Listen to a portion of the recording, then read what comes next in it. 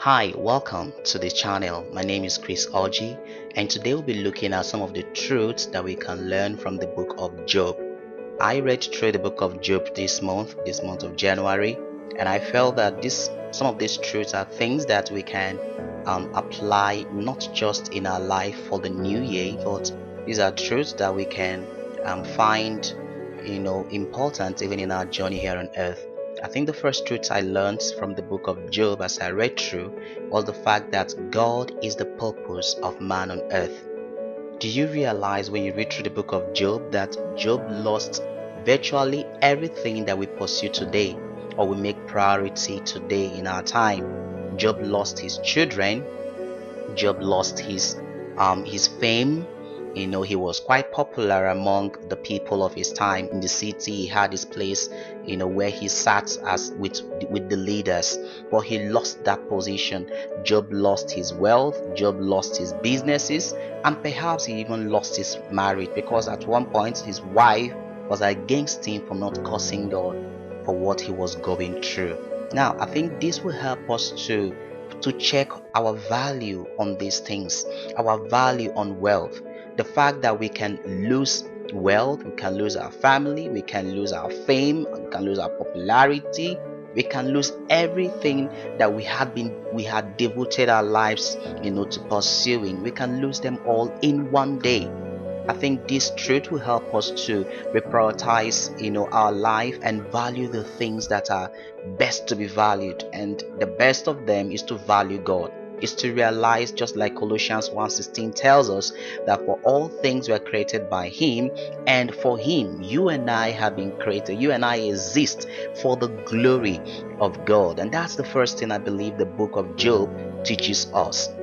Secondly, I realized that God, not Satan, is at the center of every discussion or every conversation that took place in that book of Job. Imagine that for a minute. Today it is not so. The first thing, let me speak like a Nigerian or an African. When some things happen, the first thing we look at is Satan must have done this. In fact, Satan is behind this.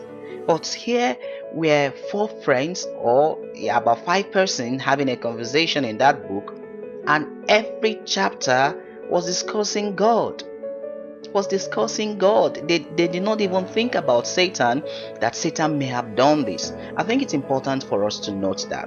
Have you ever realized that when things happen in your life, do you think of God? Do you think of God? Could you be wanting me to learn something from this experience? Or do you attribute it all to Satan? Now, I am speaking to you, assuming also that you are a believer, you are a follower of Christ, just like Job was now. Job was a follower of God. He was devoted to serving God, and so things happened in his life or in his journey, and all he knew was God. He thought about God. And I think it's important for us to learn and apply that also in our life. Let's think about God. How does what I am going through bring glory, or how will what I am going through right now bring glory to God? How is the fact that I am sick? How is the fact that I have nothing, my bank account is red? How can it bring glory? How can it glorify God? Is God's glory at stake in what I am experiencing at the moment? These are key questions we can be asking ourselves that will help us to seek the glory of God in all things, and not always be thinking of Satan. Of course, we know that he is our adversary and he can cause many evil things to come our way. But one of the key truths we have seen consistent in the scriptures is that, just like the Bible tells us, that if Satan had known that destroying Christ will lead to many of us becoming saved today, he would not have killed or crucified the Son or the King of Glory.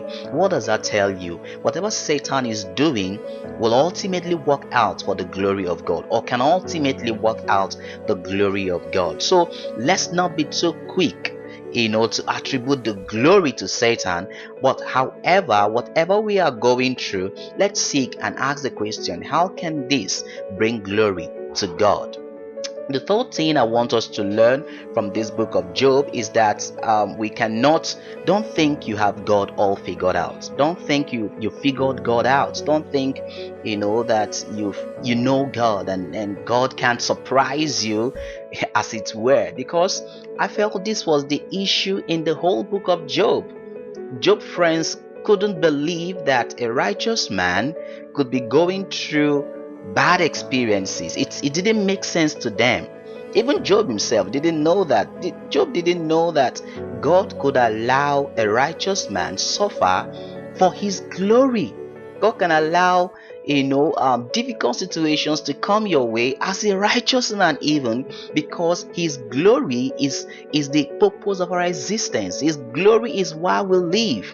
We are not living for ourselves, we live for his glory. So this was one thing that they never understood, and the friends were challenging Job for saying that I am righteous, and so why should evil come my way? And they were saying that you are a sinner, you are an evil man, and so evil should come your way. But meanwhile, Job was righteous. So I felt that the whole confusion in the book was because they didn't know that God, they didn't know God to that point. They didn't know God to the point where a righteous man could have evil things happen to him because of the glory of God. And I feel like you and I shouldn't think that we've all figured God out. God can reveal himself to us in a way or in ways that we least expect. So but let's know that at all points, let's have it at the back of our mind that I exist for God's glory, and whatever come my way will work out ultimately to the glory of God. The fourth thing I learned from this book of Job as I read through is that God does not interrupt conversations. It might be that easy for us to hear, but it's important to note that throughout all of the conversations in the book, God never interrupted anyone. God listened that Job was talking. If I was the one, I would have shouted and said, Job, shut up. In fact, shut up, you don't know what you are saying. I would have interrupted the whole discussions. But Job did not, God did not interrupt. Even Job himself did not interrupt. But I think the most important thing for us to learn is that God will not interrupt you when you feel you have a point. God would interrupt you. God won't interrupt you. And I think the earlier we learn this truth, the better for us. Sometimes we feel like we can take a whole year complaining to God that I am right. I can take years, some of us can take years proving to God that I have every reason to be angry with that person. I have every reason for you to bless me. I give my tithes, I give my offerings, I will make a case. And so long as you are making the case, God will keep listening. Do you realize from the book of Job that God started talking to Job from chapter 38 of 42 chapters in the book? Imagine that for a minute. God did not interrupt Job's friends while they were making their cases, even though he knew they were wrong.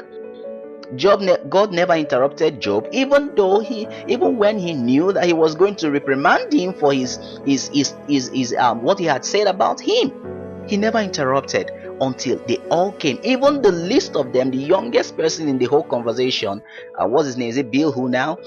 God never interrupted him. God allowed him to make his own case. And at the end, he came up. I think that was quite an important lesson for me to learn, that the earlier I come to the end of what I thought is the right thing, for God to do, the better for me. The earlier I say, Lord, I want to hear you. I really don't think whatever I have to say, amounts to anything. But I know that I exist for your will. I know that it's all for your glory that I exist. Please help me make sense of it all. Let your will be done. The earlier we come to the end of our case, the better for us. Now, the last thing I learned from the book of Job as I read through was that Job was really special. No, I must say Job was really special. What do I mean by that? Do you know that for me it was surprising that the book has 42 chapters. The book of Job has 42 chapters. I think if it was maybe you and I, maybe the book would have just had 6 chapters, because when the first time that one of his friends would challenge his thoughts, For me, I would have chased, in fact, the last strength I had on me, I would have used it to chase them all of them out of my house. I would have said, get out, you miserable comforters. But Job didn't do that. He allowed them. It was a conversation. They all spoke before Job could respond. Job never said at one point, will you keep quiet? He never interrupted a chapter. He allowed them all to make their case, and then he responded to it. This is teaching me how to really have a conversation. I don't know about you, how to really talk with people, even when we feel we also know what we are saying is right. Allow them make their case. Then you also talk, you also make your own point as well, and ultimately let the Lord handle it all. This will be a good thing for those that are married to apply in their lives, to also know that in having a conversation with your wife, let her make her case. Don't interrupt, because when you interrupt, it shows that anger is there. But it was surprising to me that I didn't see Job reacting that way, and it was a quiet lesson I could learn from his life. And I pray, and I also desire that it becomes something that you can also apply also in your life. So these are 5 lessons I felt I could share with you from this book of Job. And until next time, I pray the Lord will help us all to become better and better, and to know that He is the purpose of our existence. Bye for now.